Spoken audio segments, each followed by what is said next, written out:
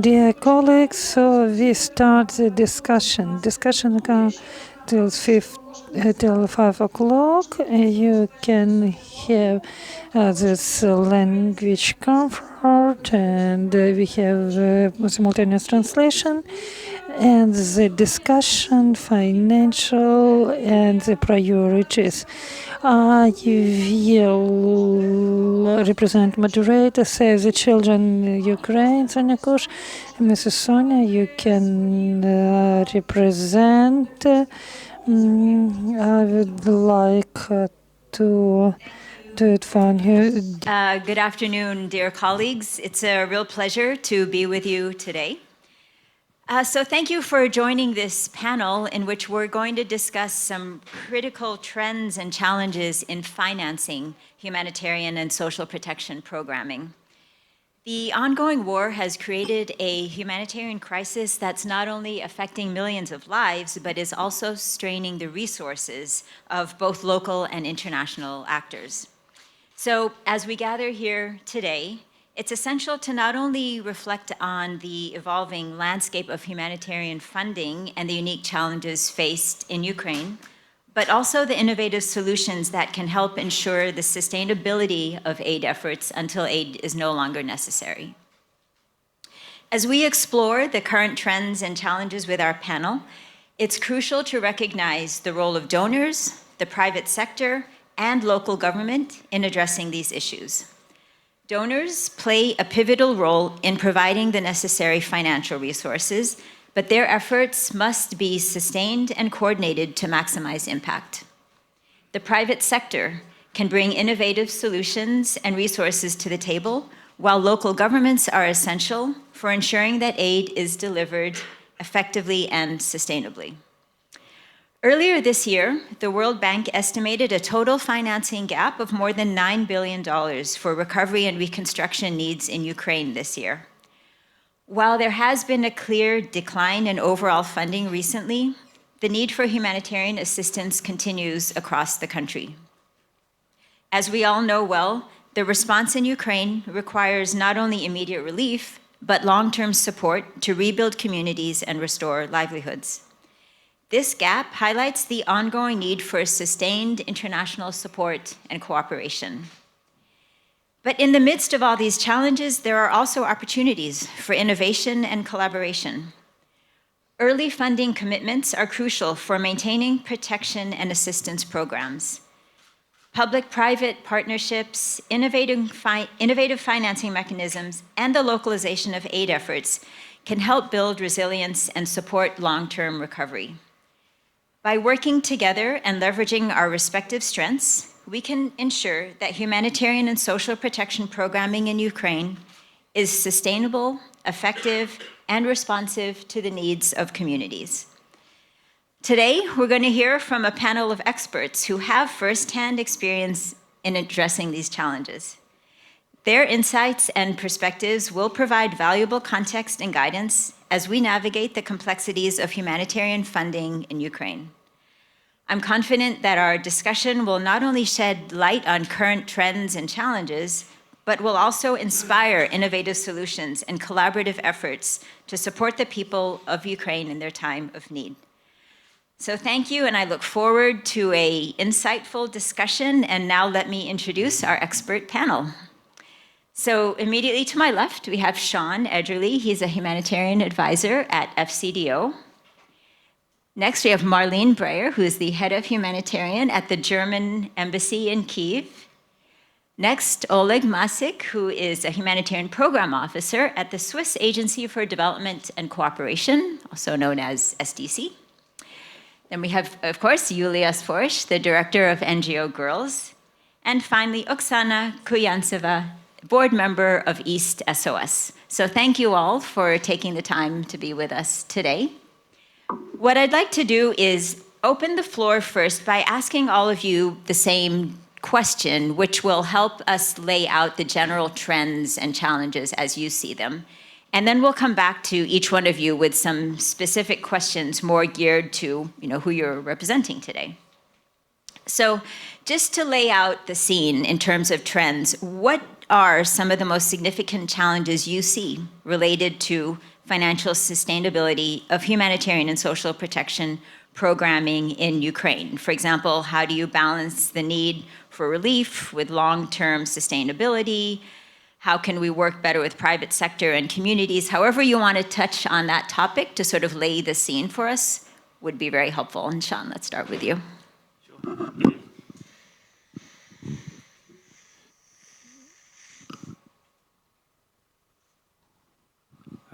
Good afternoon, everybody. My name's Sean. I'm humanitarian advisor with the FCDO at the British Embassy, Kiev. It's a pleasure to be here. Thank you for the good kick-off question. Get straight into the big issues. I think it's worth, from a donor perspective, reflecting that every donor that you come across in Kiev or elsewhere operates in a different way. There's no one single model of how we do things. That takes different forms. So, some donors control resource in country, make allocations here. Some do it from capital cities. Some do very bespoke bilateral programming. Others do more stuff that is less so. So it's worth just understanding when you're talking about a donor, which donor you're talking about and how they operate. Even really basic things like what their financial year is can really impact what happens when they're willing to commit funding at any point in the year and when they're doing their strategic thinking. So perhaps 3 to 6 months before you start doing the allocations. The other thing I'd just like to flag as well before I pass on is, I guess, just this message that global aid budgets matter, trends in global aid budgets matter here. When we spend development money, we refer to it as official development assistance around the world. And it's true that has been declining globally, certainly in the last year, but before that as well. To some extent, Ukraine has been protected from that relative to other countries. I appreciate there have been reductions here too, but not anywhere near as dramatic as we might see in other contexts. But it does mean that whilst we might start off with a relatively protected baseline budget, it means that come later in the year, there's less opportunity for top-up funding for additional resources and so on. So the global picture does affect things here. And maybe I'll also, in another question, come on to talking about the competing priorities within official development assistance as well, because humanitarian is not the only game in town there. Thank you. Marlene? Thanks a lot. Thanks, Sean, for mentioning how donors fund differently and how this has massive effects on the programming. I think one of the challenges that I would like, or I've been trying to nudge down a little bit deeper, is kind of the sustainability aspect and the long-term financing. So we struggle with our humanitarian budget to bridge long-term needs because the way how Germany defines humanitarian is very short-term, and we only get our budget on a yearly basis, basically, as well. But we try to make it as much as possible for our local partners to have sustainable and predictable funding.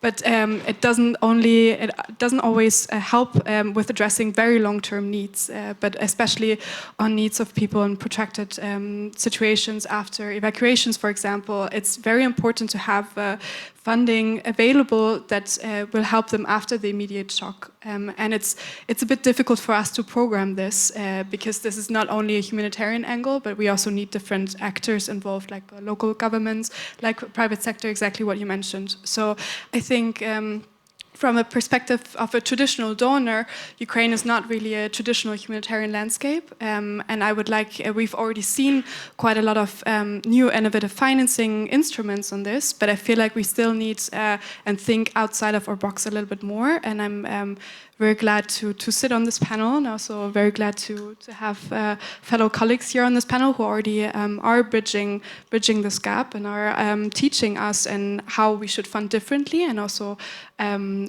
giving some great examples. So great, and looking forward to hear from the others as well. Thank you, Marlene. Ole. Thank you. I think most of the participants in the room are Ukrainians, so I will switch into the Ukrainian language. Мене звати Олег, я представляю. My name is Oleg. I represent Swiss Embassy. I work in localization and protection.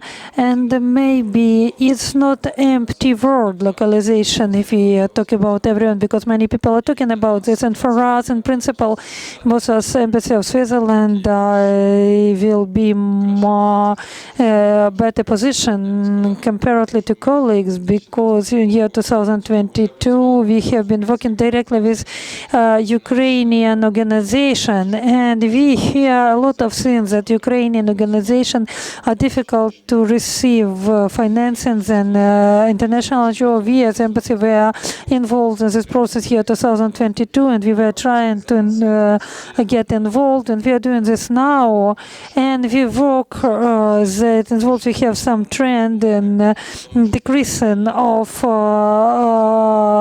humanitarian aid for Ukraine, but the Embassy of Swiss continues to support Ukraine, and we have everything stable in concerning the financing. We have more problem how to spread these resources in order to cope with such since we with that possibility we can cope as efficient as possible. First of all, in the Ukrainian organization, but both with international one. We took the things that we have place for everyone, both for international organization and for national. And for us, it's very important to understand what kind of place it must be for everyone. And when we have such priority, we have a priority for Ukrainian organization, we must understand what kind of role international organization can play in this process by providing the international support. That is why for us, I would say we have such a challenges concerning internal administrating of all of the process to be able to cope with all of this with such resources that we actually have. Thank you, Oleg. Colleagues, I'm great to all of you. I'm Yulia Sparish, director of Devchata, NGO Girls. Maybe not everyone you know what I'm doing. Ask why I'm here.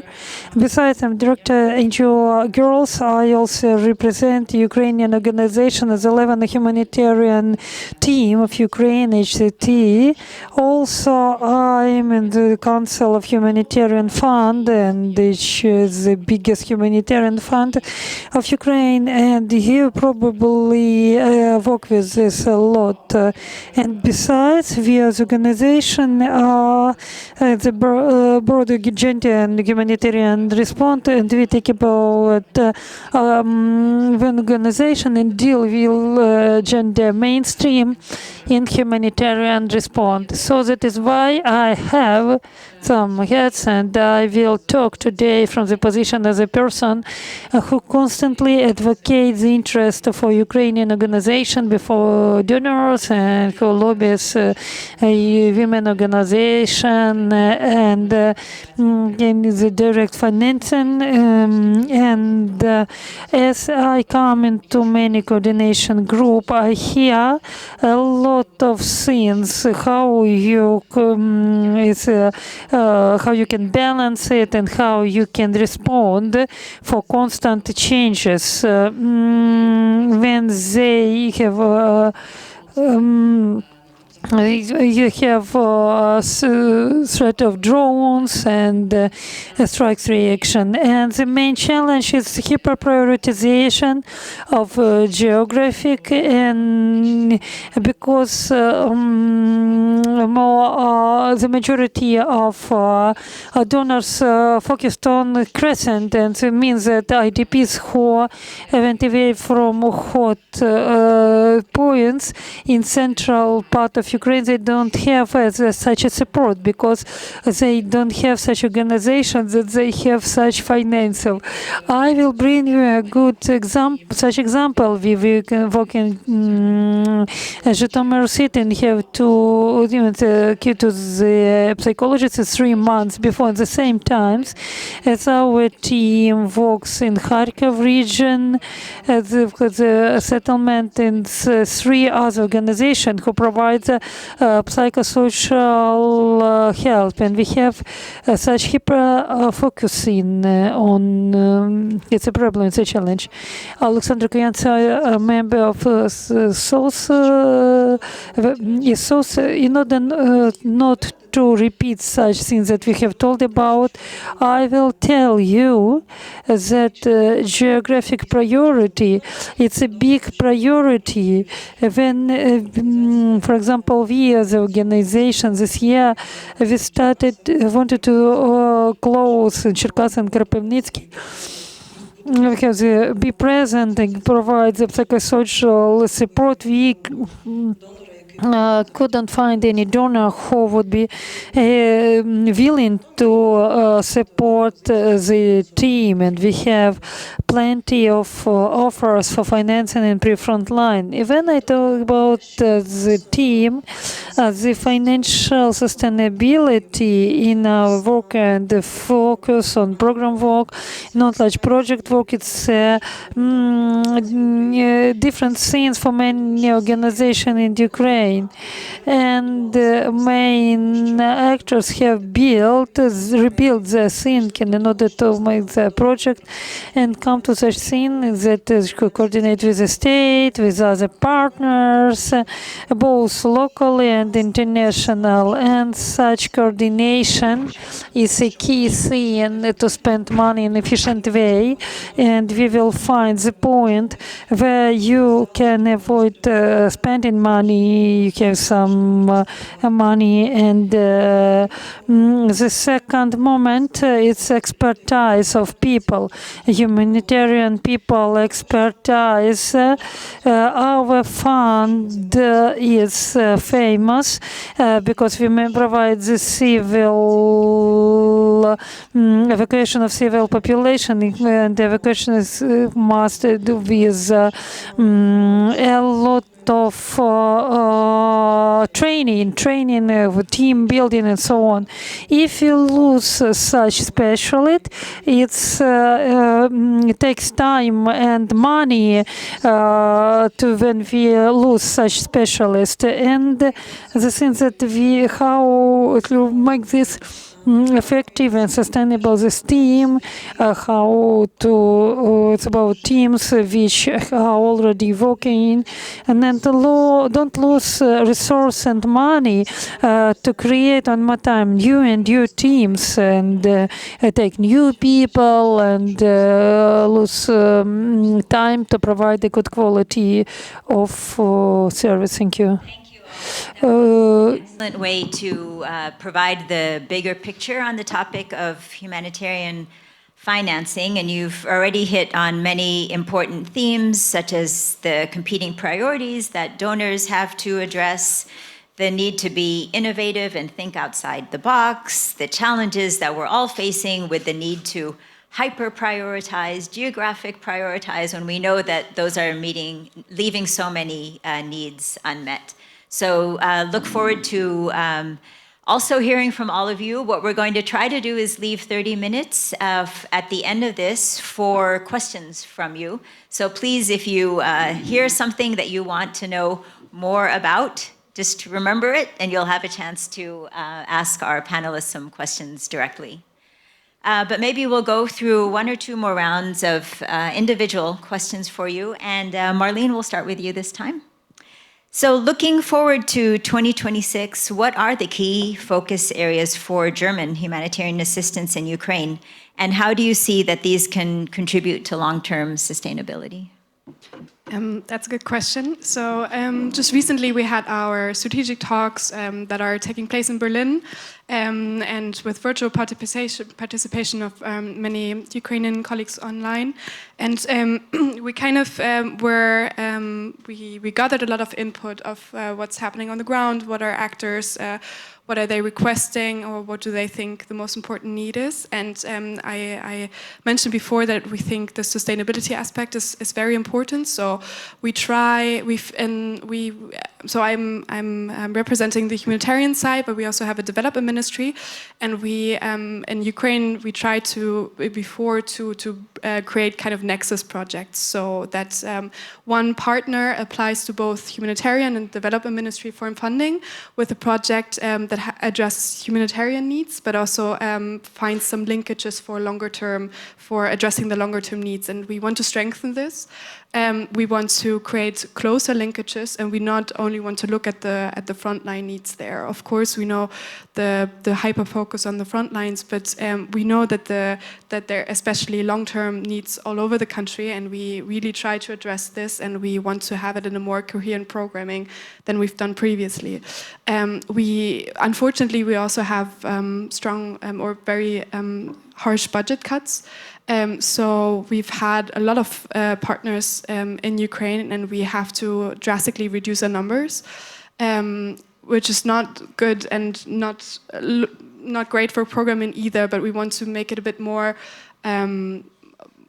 put a more focus on partnerships that we've created, and look at the linkages that have been created, that have been working, and try to bridge this in a more sustainable way. So this is, I think, what we're trying to do for the next year, where we're also continuing to fund as local as possible. We have, unfortunately, also very strong limitations from our budgetary rules, but we've tried to find our way around this through new innovations. We've launched the Help Localization Facility this year, which has just awarded its first grants to the recipients. There will be a kind of a startup conference in December, and we will have another round of funding available, which I think right now is a call for applications going on.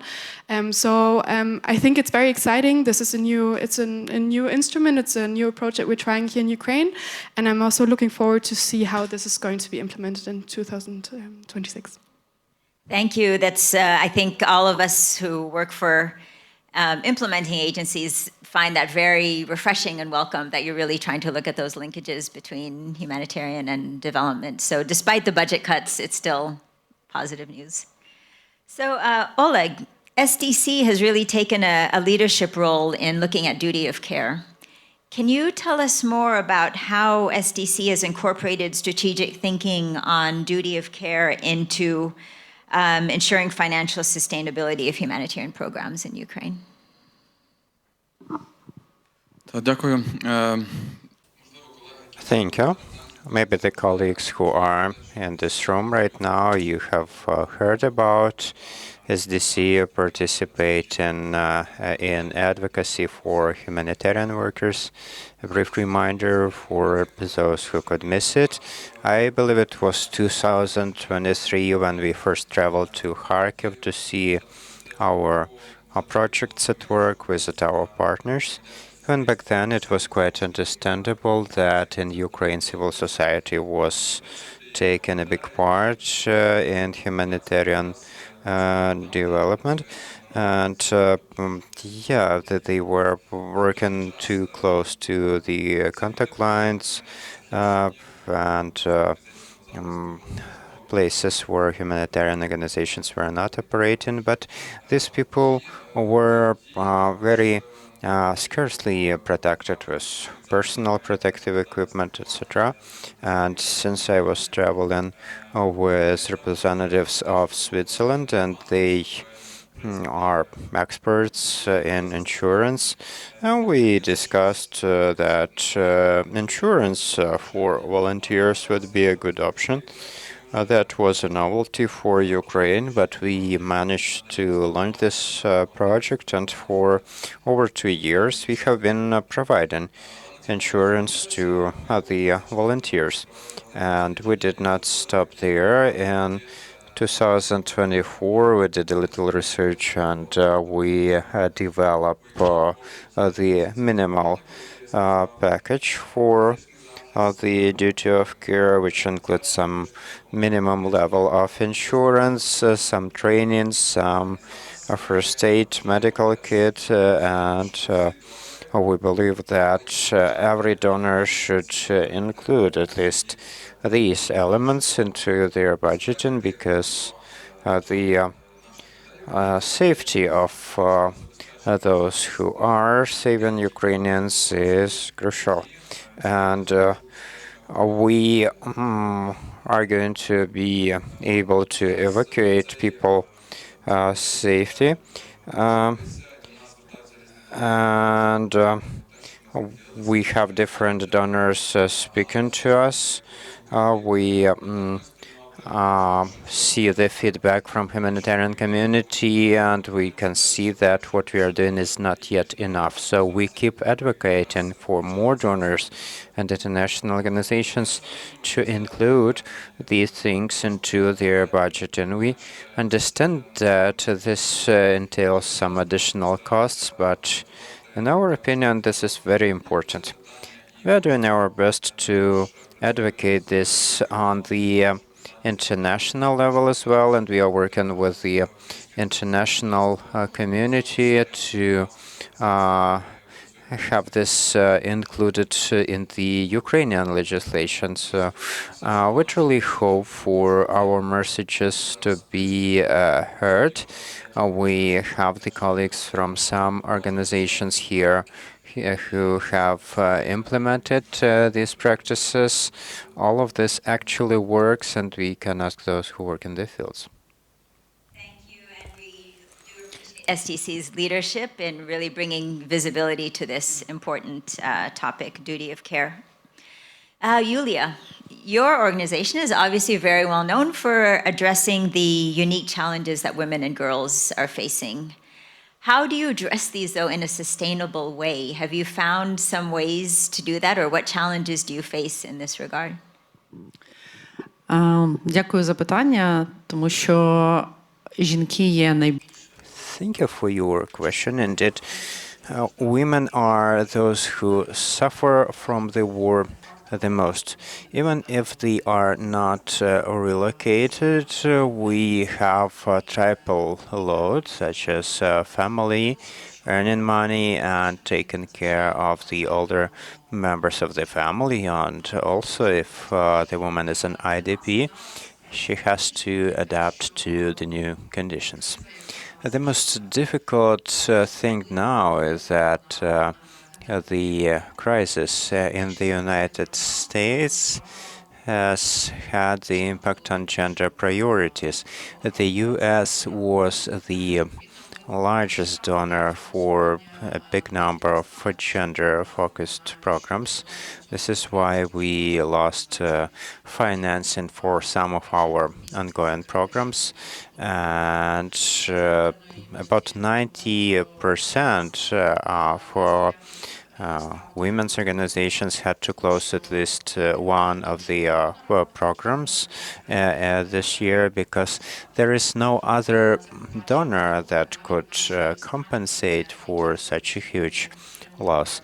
And even our long-standing partners who have been supporting gender equality, helping overcome GBV, they also had to cut some of those budgets and redirect them to defense, which is also a good thing as a Ukrainian. I'm glad to hear about the defense advancements. But of course, we as an organization have to deal with this. Also, 95%, 95 safe spaces in Ukraine were closed down. Thus, maybe 100,000 people were not able to get psychological aid, provide help to the children. Also, retraining and access to digital services. These were the services provided in those centers quite often. From what I can expect as of now for 2026, the women's organizations have no more than 25% of what they had in 2024. We will see over time some impact on the activities of women's organizations, I believe, in the second quarter of the year 2026.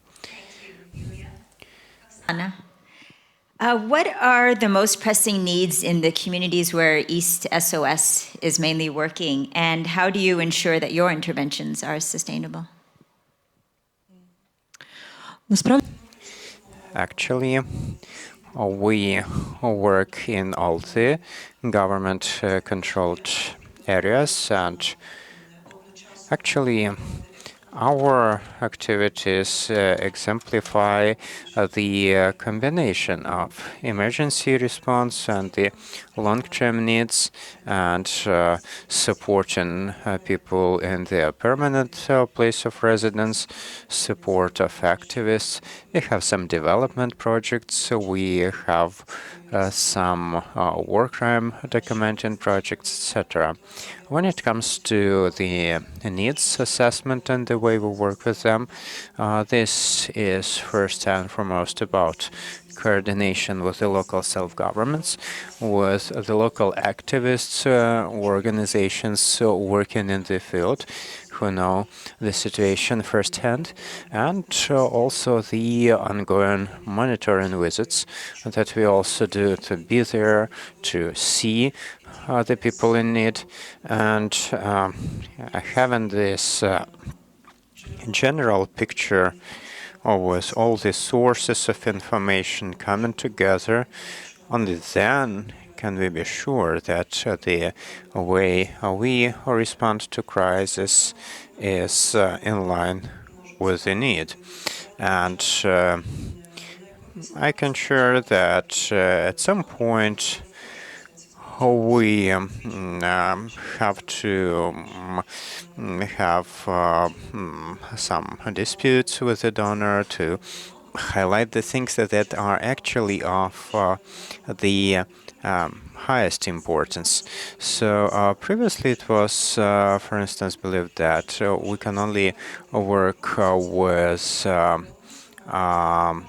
vulnerable populations, but in order not to create tensions, we also have to support other households, even though it may happen that there is a certain family in which people are of young age and they are in good health, but for instance, they have lost their sources of income. Also in the host communities, we are quite often starting from what's available. When we started to look for housing opportunities, we found that in the center and west of Ukraine, there was a lack of houses in which the elderly could live. We lacked the places for supported living, and we proposed the donors to support the construction of those so that the communities would manage them later. This would create jobs, and in those facilities we would again have half of the places available to the IDPs and half of the places for the local population. And we realized that the need for this was quite high, although we didn't see it before we started working on this. And this long-term placement is something that gives us a chance to show the full cycle to our international donors and supporters, showing how we can bring together the humanitarian and development component. And speaking of the efficiency of the use of fund, people will be coming back to their homes close to front lines unless we create conditions for them in the host communities. And once again, we will have to spend more money to bring them back. And this becomes the issue of financial efficiency, making sure what we are doing actually has sense. And once the sense is lost and the operational activity prevails, we need to speak to the donors with the proposal to become more flexible. Absolutely, thank you. Sean, in your opening remarks, you talked about having to address many competing priorities. Can you talk a little bit more about that? For example, when FCDO is making funding decisions, how do you prioritize and allocate funds in a way that you're ensuring that humanitarian aid is effective and sustainable? Yeah, thank you. To give one example, recently in October, we were provided with a small uplift of funding for about nearly $20 million, and we had to decide how that was going to be allocated. And I think one of the big questions that challenged us then was how much of this goes to humanitarian, as we understand it in the HNRP, versus how much goes to winter energy needs. And I think that was an interesting conversation to have. I think we came out in the right place on that one.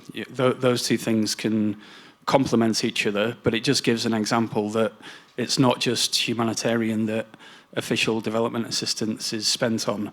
So within the embassy, we'll be given an annual budget allocation for development assistance, but that has to be split between humanitarian support as represented in the HNRP, but it also goes to things like governance, to social protection reform, to energy infrastructure, all those kind of things as well. So whilst we do planning on a 5-year basis, which is signed off by UK government ministers, there is still a degree of flexibility within that, which allows us to pivot towards different needs as they appear, as the context progresses.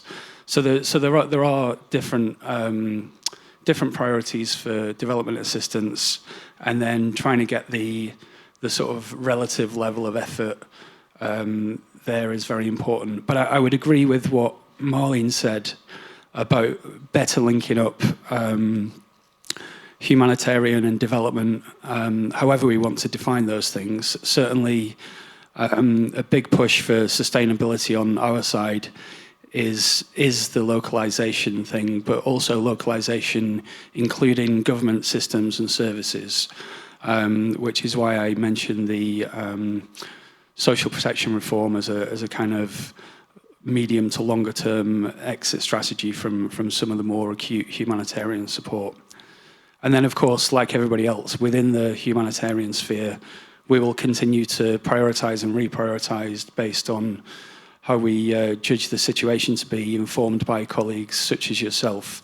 So primarily, we continue to see this as a protection crisis, with protection as the most significant need. And we can discuss the different aspects of protection, but that is right up there.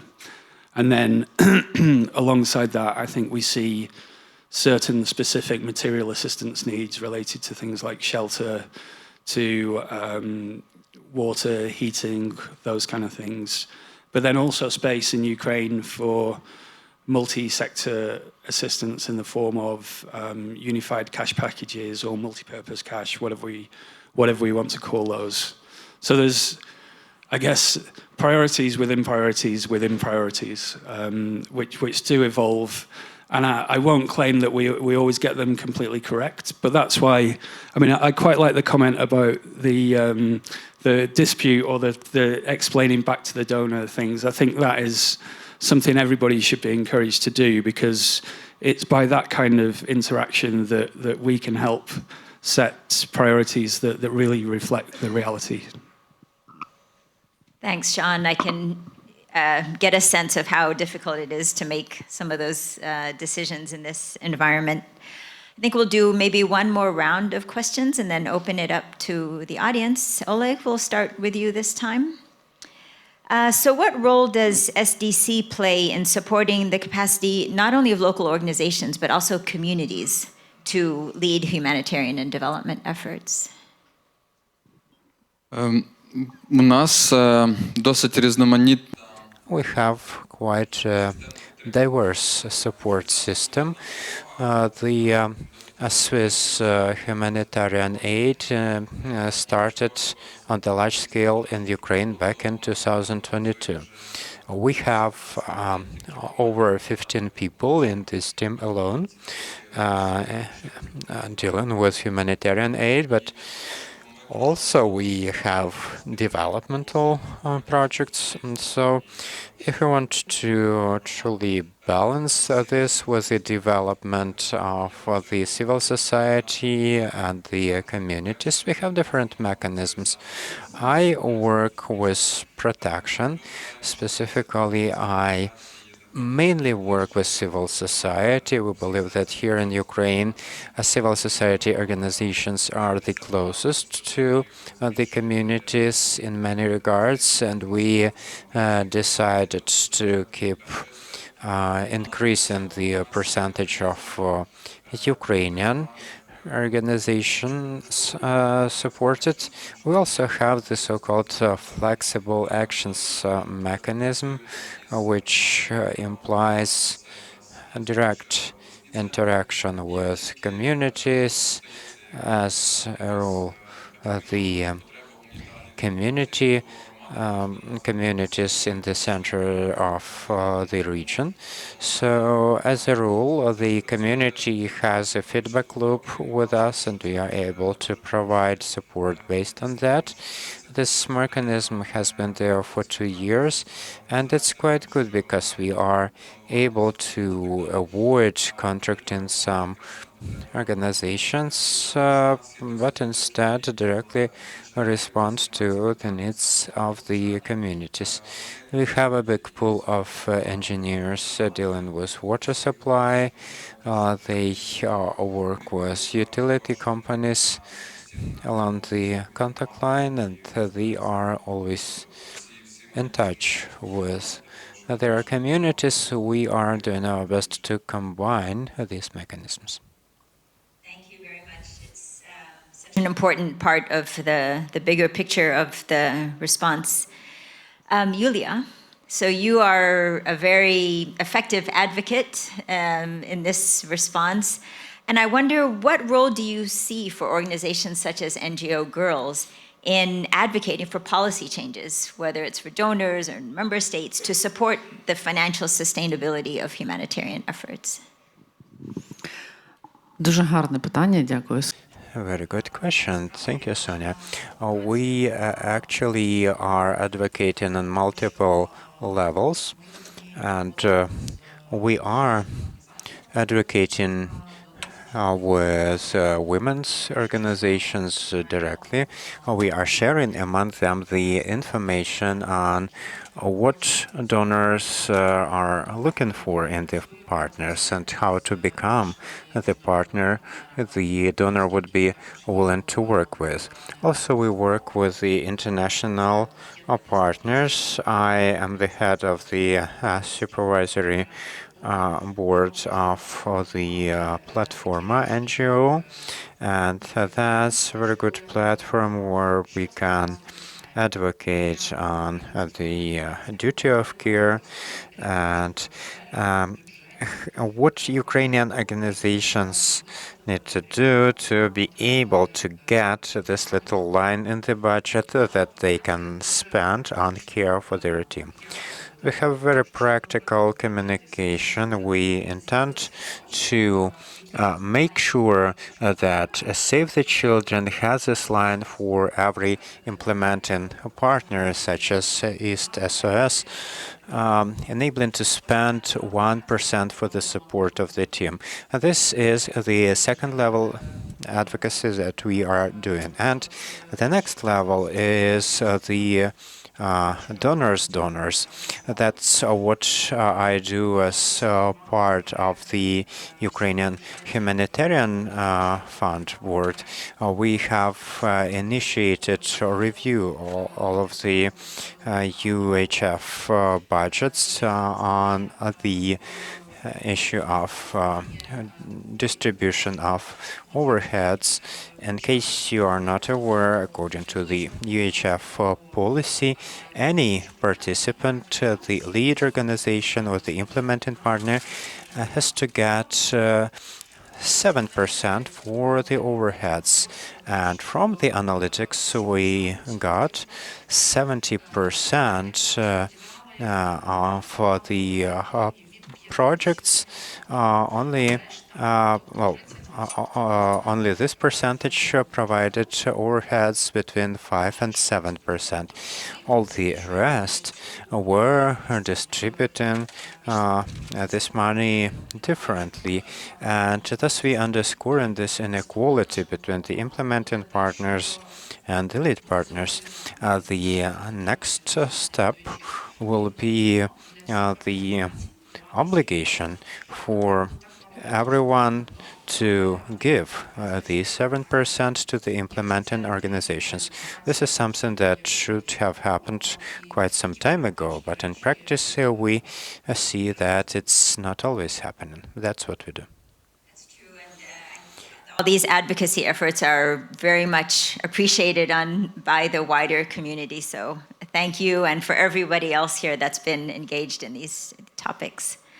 Oksana, and given sort of the vast experience that East SOS has had for many years now, can you give us examples of any innovations or innovative solutions that you've come up with to address financial sustainability of your programs?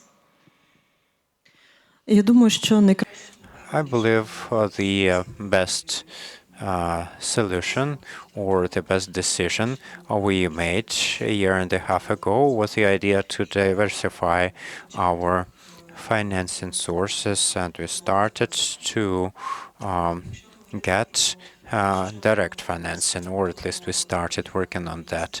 So what we actually hoped to do as a Ukrainian organization working in Ukraine and consisting of Ukrainians, we managed to persuade the embassy of Sweden. We were implementing the direct financing mechanism for Ukrainian organizations. In the same way, we were having discussion with Ministry of Foreign Affairs of Germany. In both cases, this was successful. We are proud of these partnerships, but we are not seeing this as our financial security only.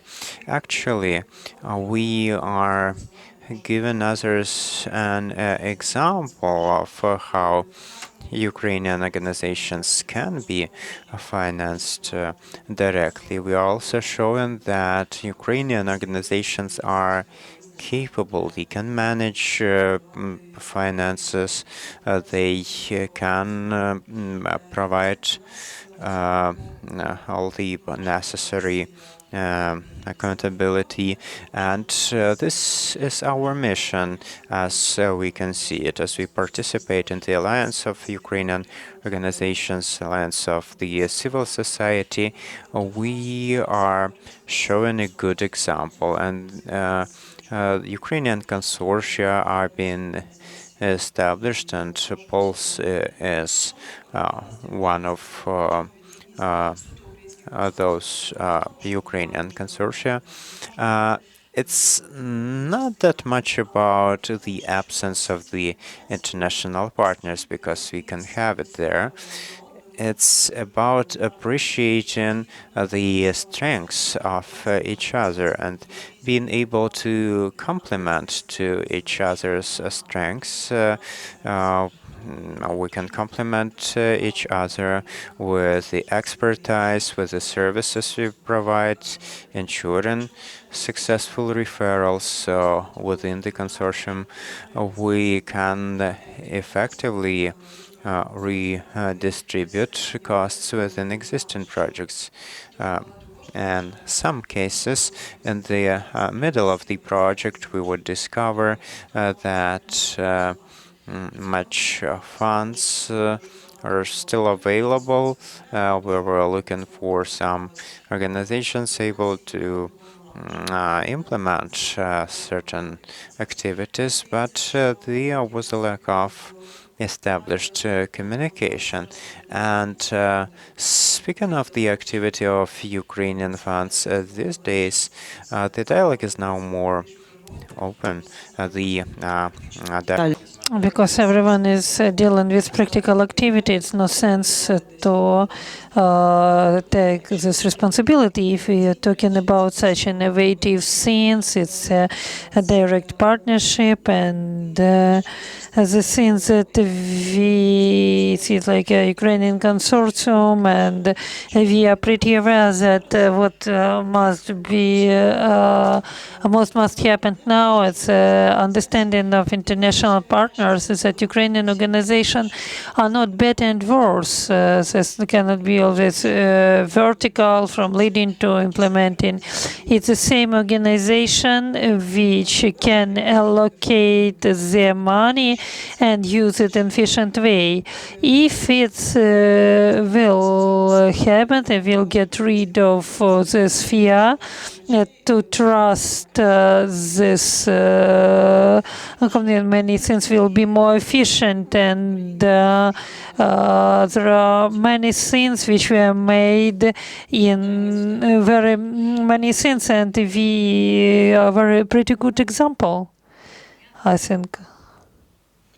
I would like to add that since that Oksana have told, I agree that the international organization must be aware of such a partnership. And also I would like to add that Ukrainian organization also need to understand that they are equal partners and understand that they have such. Because from my experience, I see very frequently that I see that Ukrainian NGOs underestimate themselves, and they don't show that added value that they really bring to humanitarian response and to the. So you need to pose yourself like a strong NGO to have clear understanding for the donors, and I think it's we have lack of such understanding in Ukrainian humanitarian society. Reinforcing that important point made by Oksana. So, Sean, FCDO as a donor is very well known for getting involved in policy issues. So what role does FCDO play in advocating for policy changes that support long-term humanitarian and development goals in Ukraine? Thank you. Great question. I guess I would take that on different levels. I would look at policy within our own organization. Like we're not one single brain. We've got many different opinions. I would look at policy within the humanitarian sphere. I would look at the Ukraine policy sphere, so our relationships with government here. We've got excellent relationships with government and a very close working relationship. And then also, I guess, our diplomatic engagement on humanitarian things. So this famous humanitarian diplomacy that we talk so much about. I think within those different things, internally, it's partly about how we prioritize, which I alluded to before. But this idea of working with UK government ministers to set out a 5-year vision for where we will be in the future and what sustainability and transition look like. Within the humanitarian sphere, I think it's the kind of policy changes that I guess most people will be aware of. But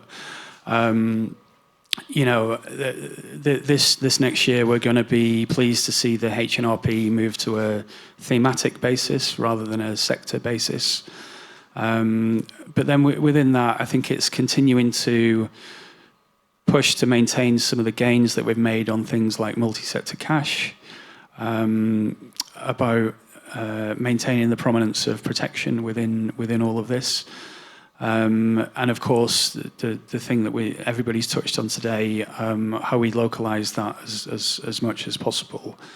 I think some of the reforms to the humanitarian system have been maybe hurried along a little this year due to funding reductions.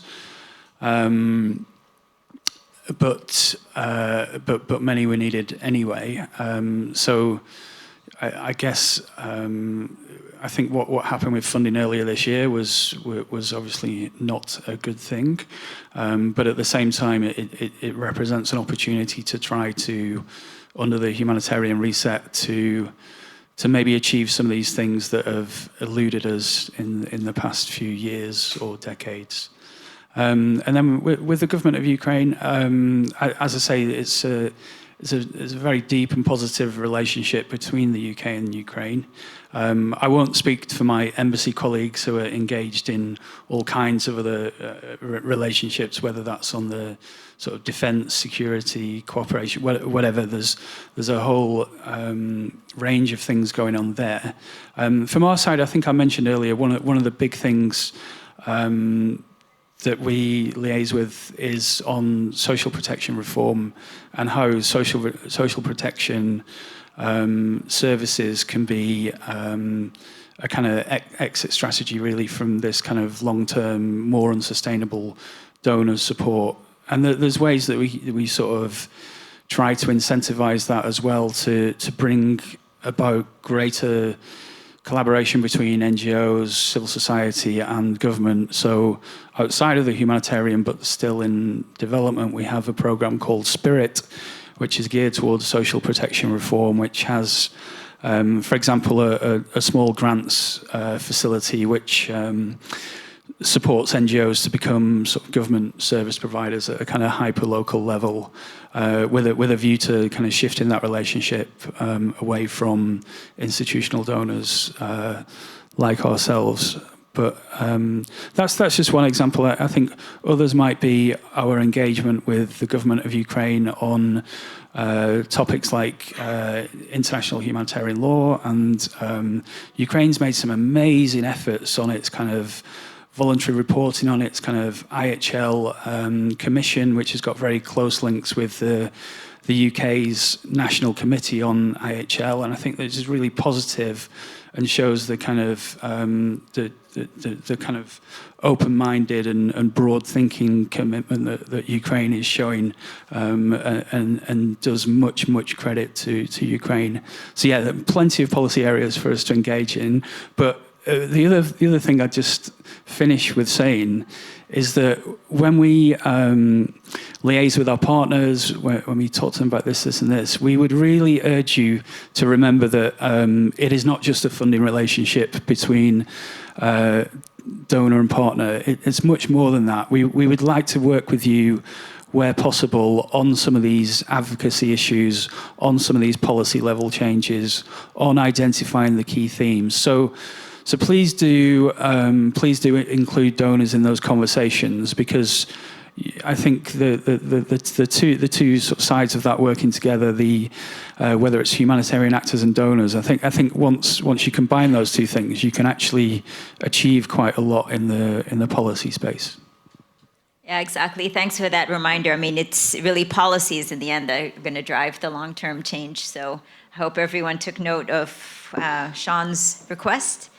Marlene, we'll end with you. So picking up on what Sean was saying about the Spirit program, how does the German embassy in Kyiv collaborate with local governments and communities to ensure that aid is delivered effectively and sustainably?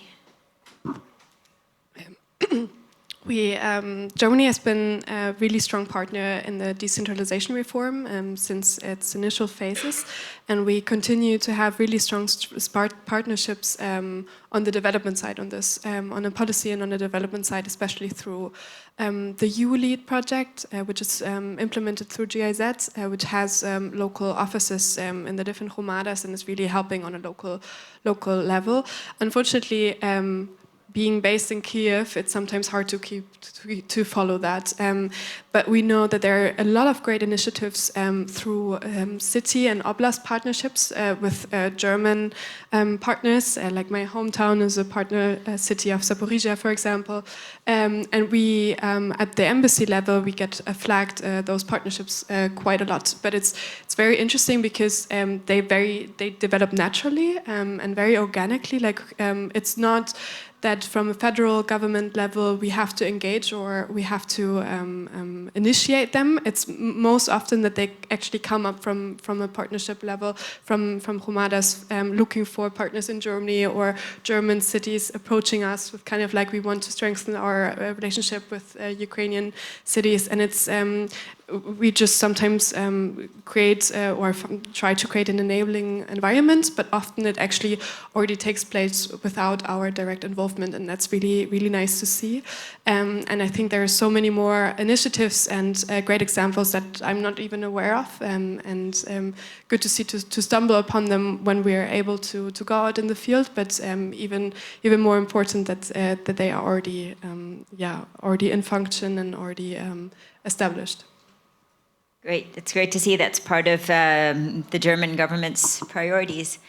Now, colleagues, we've gone through a few rounds of questions and we've heard so many rich examples, lots of topics that they've raised. I'm sure this has stimulated some thinking of all of you as well. So we'd like to give you the chance to ask our expert panel some questions. Does anyone have a question? Great.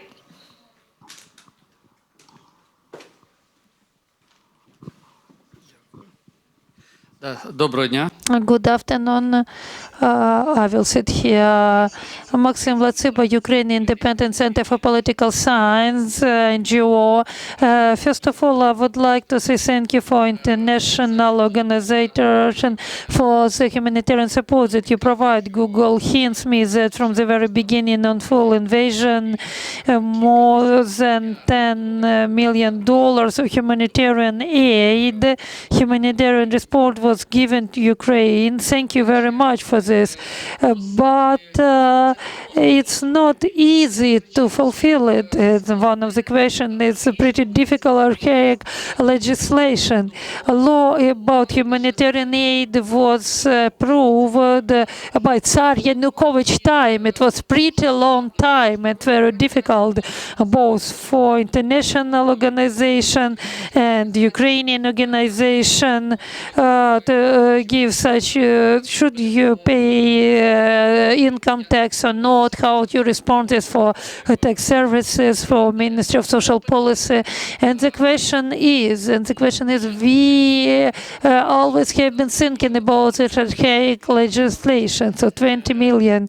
And how you treat the things that you can support advocacy consortium which advocate the approval of new simple legislation about humanitarian aid. Actually, it's $150,000. It's enough for everyone to be more simple on the level of legislation. As a question for the representative for donor organization, how do you see the perspective? And are you ready to support such initiative? Sorry, maybe I am beyond the context, but we have such work provided. We already have amendments for sub-law, and we already have this. We are like a part of platform. We have such a platform and in Aliens and platform. And if you have a desire to get involved, it's already. We already have it, but it's advocacy work. It's going on. Sorry, speaker doesn't use microphone here. We have this work is by the organization at the level of working group, which directly cooperate with ministry and represent the consolidated vote from Ukrainian organization. Now two groups wait to take place. I will make you familiar with them. В кого ще є питання? Questions from anyone?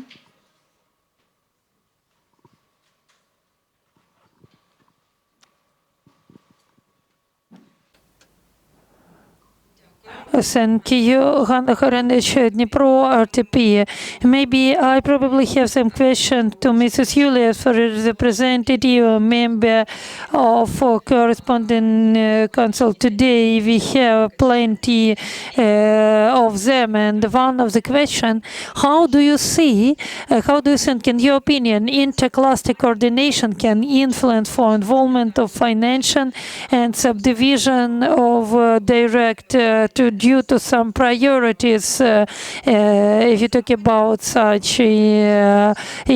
measurements concerning the protection? Your opinion, because there are plenty of information in this direction and substructure in such council, if they have some kind of influence, if they have their own your own vision. My opinion is personal.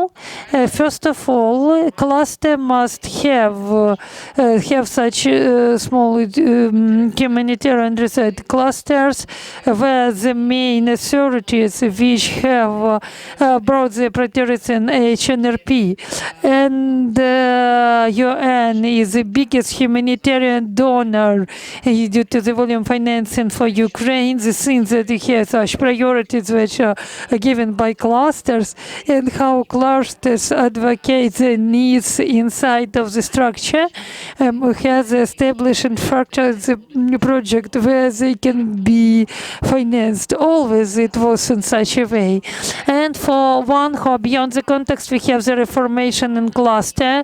It's a global reformation, and in reformation you have it, and each state establishes the role of cluster for the future. So I don't know what to respond for the next year, what kind of cluster will stay, how you can join it, and how you can the humanitarian trend, and has ideal coordination and so building out, and how it will be. You will see it in the principle of UNICEF and how it will come, and cluster will influence and advocacy in UN NGOs will influence. Hannah, okay, did I respond?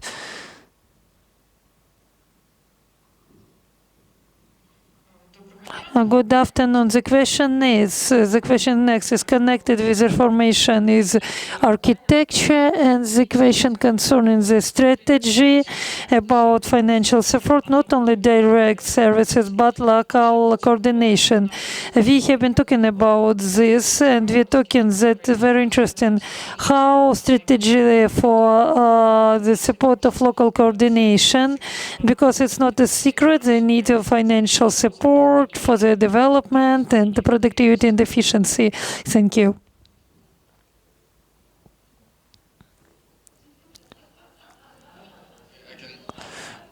Я можу просто сказати. I can only say that the localization for the embassy is very important, and we are finding how to develop the localization in partnership.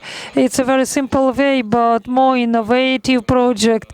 We will look for this in the way of so-called co-funding for Ukrainian organization, and different issues of advocacy and the support of innovating approaches, localization and local level will be interested for us. We will also get a friendly love in left and right sector. Do you have questions? Maybe I will comment it.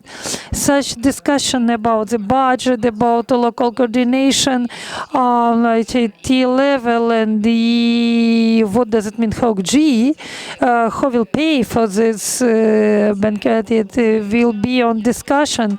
I know for sure that OCHA has a budget for coordination and has a planning for such budget for year 2026 financial. In some we will have. I'm not OCHA, I cannot respond on them. And globally, we make some coordination like a part of localization.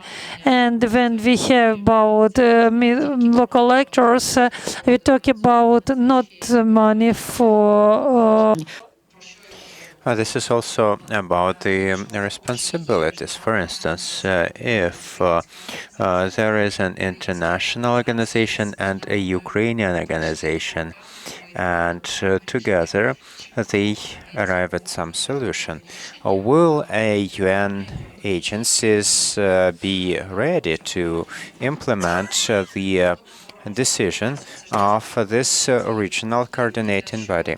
So coordination is not only about money, it's also about impact and the extent to which decisions can be escalated to OCHA. Anything, or are we move on? Okay, go ahead. I'll just add briefly, I think it's a great question on coordination. It's something that we would group in that group of factors that we would call the enabling environment.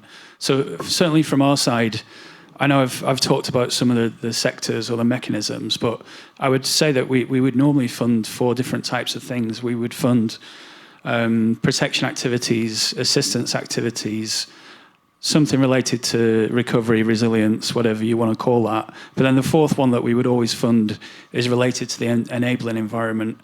So that would definitely include things like coordination.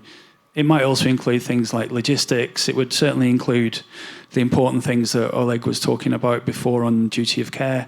But I think, yeah, absolutely right to include those enabling things. I guess the question is, how do you package that in terms of a proposal that is complementary with other things that are going on in the area?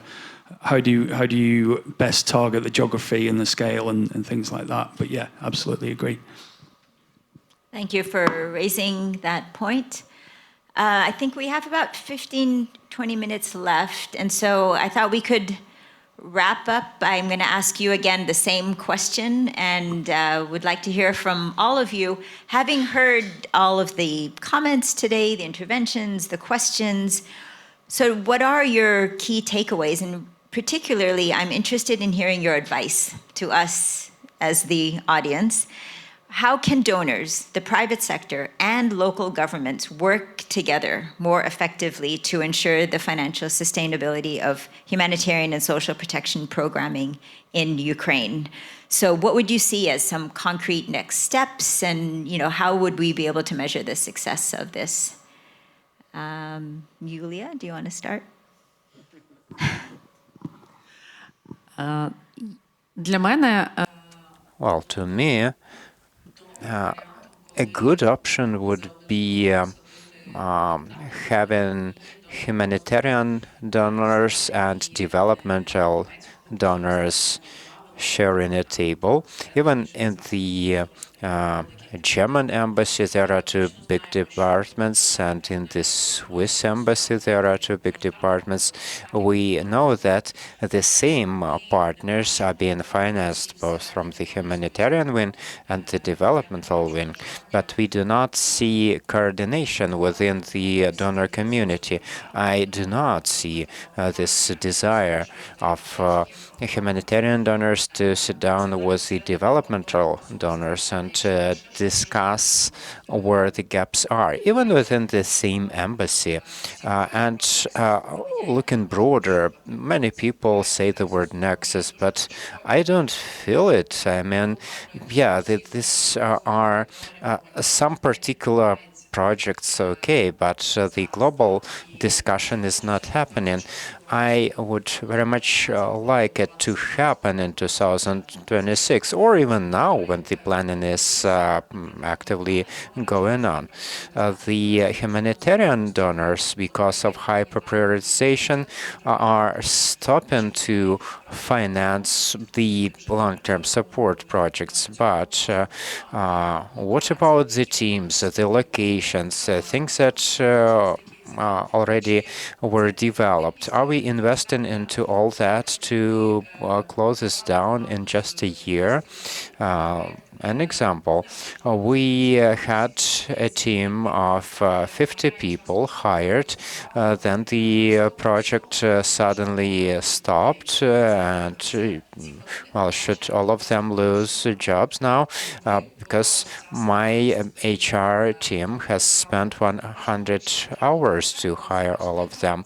If the donors told us, okay, we do not support this anymore because it's not anymore a priority, but partially this can be financed through the developmental financing. So my request is to create this platform for successful discussion between humanitarian and developmental donors, and for honest communication about things that can and cannot be financed. This would simplify our lives a lot. I will continue, and I will start from the point I support the things Yulia is saying, and this is actually something we are advocating for together in the internal and outside meetings, and things we are discussing at the HCT meetings. When you understand that this is the only way to proceed with humanitarian projects, well, at some point there needs to be this moment when we bravely say that humanitarian response can only happen effectively if some preconditions are met. Someone needs to be brave enough to review the programming, because, well, some locations have been approved before, and some funds are available for the UHF, available for the Crescent only. But right now we understand that the shelters, the temporary resident locations would not be effective, but because of the short-term nature of these programs, because of the timing required for planning, because of the obligations already taken, sometimes the decision is taken to implement rather than stop and start to redo things, despite the bureaucratic aspects. So, yes, the funds are becoming scarcer, and the opportunities are now scarce. But if we spend the money ineffectively, we are basically taking away the opportunities from ourselves to provide support effectively. We also spoke a bit about also private support, because the main focus of the discussion was about cooperation with donors and international organizations. When it comes to business, I believe corporate social responsibility projects would also be a good option. Many businesses are supporting local organizations. Quite understandably, it would be difficult to support institutional development for a business, but some product or service that they are providing anyway, this could be one thing they provide, helping the organization to implement their activities. But for this to happen, the organization needs to be stable in the first place, and this is where the donors can be supportive. If we support the institutional development of the organization, if they make sure the organization can sustain all the operational functions, so the logistics people, the communication people, etc., those who are not directly engaged in the field. If the organization has some money for the strategic sessions to just sit there, think about the possible ways ahead for the recovery of the team, etc. if they have this money and opportunities, they are then able to work with business, and the scope of this can be different. Some company would be interested to support the construction of some facility from scratch. Some would be ready to support a trip of children to some place in Western Ukraine. All of this is possible if the organization initiating, administrating, and providing the service is stable enough and confident that they will be able to keep operating at least for some time in the future. Thank you, Sana, for that practical advice. Sean, I'll turn it over to you now. Yeah, of course. So a few takeaways from my side. I think just to remember, each donor is different, operate differently. That Ukraine will continue to be affected by trends in global aid budgets. You should understand priorities, but also try to inform priorities from what you know. Communicate with donors, be open, have a two-way dialogue. It allows for greater flexibility.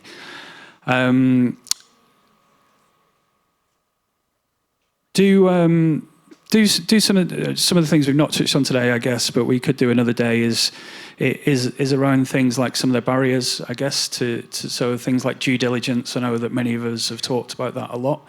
The challenges that throws up, the ability to measure results and impact in the work that you're engaged in, all these kind of things. But I guess the kind of the obvious takeaways for me are around localization, having a good vision of what localization means, including NGOs, civil society, government, private sector, and also about the sustainability. I don't think I can give a magic answer on what is sustainability. I think it's the same as everywhere. It's about protection being integrated into other things. It's about diversifying funding. It's about being cost efficient. It's about all these kind of things. But I think it's been touched on a few times today, but that policy change is where it's really going to be. And also just drawing those linkages between the private sector, civil society, government, and working out what that looks like in the future. You know, in the future, ideally, you won't have institutional donors sitting here, but you will have civil society, you will have the private sector, you will have government, you will have NGOs. So start thinking towards what that looks like. Thanks, Sean. Very helpful final reminders for us. Marlene. Well, I think Sean basically already said everything that I wanted to say. I think, my main takeaways from this session kind of is how much we already, all of us, engaged on advocacy and how much we've already achieved and how many things, like little things, were already made better and maybe more inclusive, more localized already. But of course, there's still much room that we need to improve on, like fair share of overhead costs, fair share of planning, involving local actors in planning and a lot of things. But I think the key to achieving all of this and to achieving better sustainability is coordination and advocacy, and continue to really speak up on the matters that are most important and where you think the change can be, where to drive the change actually. And it's important not to think in silos, actually just not every organization needs to address every need that there is, but to coordinate better. Also, I think what we need to get better on is referrals. I think it has been mentioned before as well, but also to think big of what a solution can be, and maybe also think big of who could be the drivers of enabling this solution. And this is definitely in terms of time frames, and not everyone also can be there for until a problem is solved. Also organizations should refer to each other for longer term needs and also for access to longer term funding. And then definitely also look at who are you advocating to? Only, as Sean said, it only should not be international donors sitting here, but we need to involve other entities in these discussions on sustainability, especially also on financing. It's very important to involve local governments and to make local budgets available for those kind of services and needs that we need to provide for, and yeah, coordinate and advocate on those things together. Thank you, Marlene. Oleg, you get the last word. Я додам до того, що колеги сказали. Yeah, I will only add to what the colleagues have mentioned. There is the impression in the donors community that there is insufficient engagement of the central government in the coordination of humanitarian aid and setting some strategic framework for what we are striving for. The coordination is happening locally or regionally. Sometimes we are slightly inconfident whether all the priorities of the UN and our colleagues in the field are exactly in line with what the UN is speaking about and how the humanitarian aid should gradually transition to development. And also,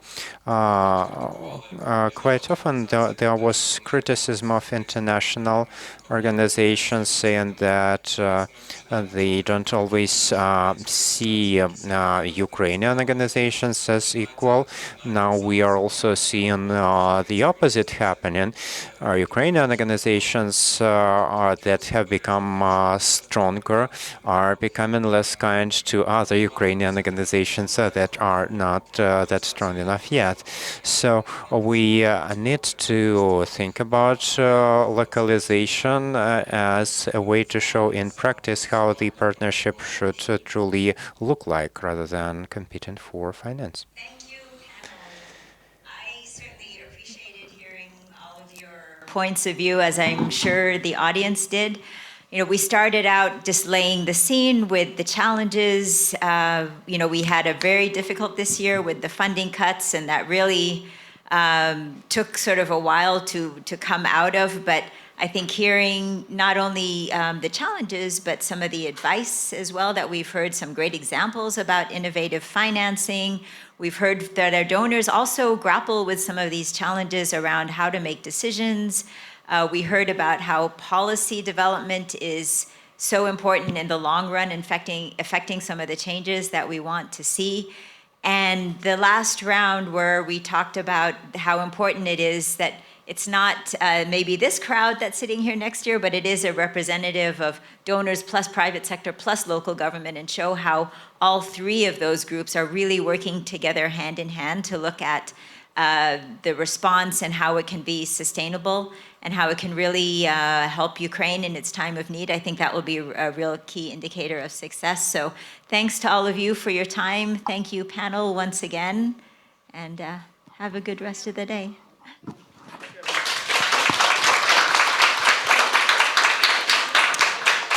Я дуже вдячна за ґрунтовне проговорення тем. Thank you so much for the in-depth discussion of the topic. We are having a coffee break now, dear colleagues.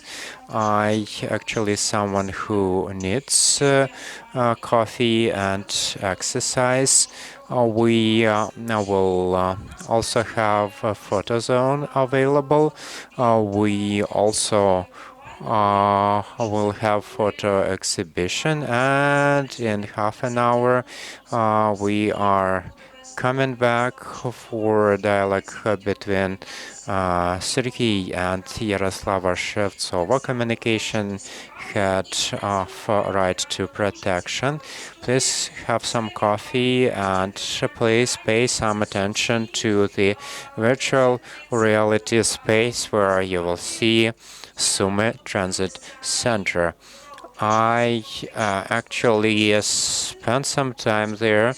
I benefited from this virtual visit, which is available both in Ukrainian and in English, and it really lets you experience that place where people are starting their pathway when saving their own life. So this is absolutely fantastic feeling of reality. You are able to see things the way they are.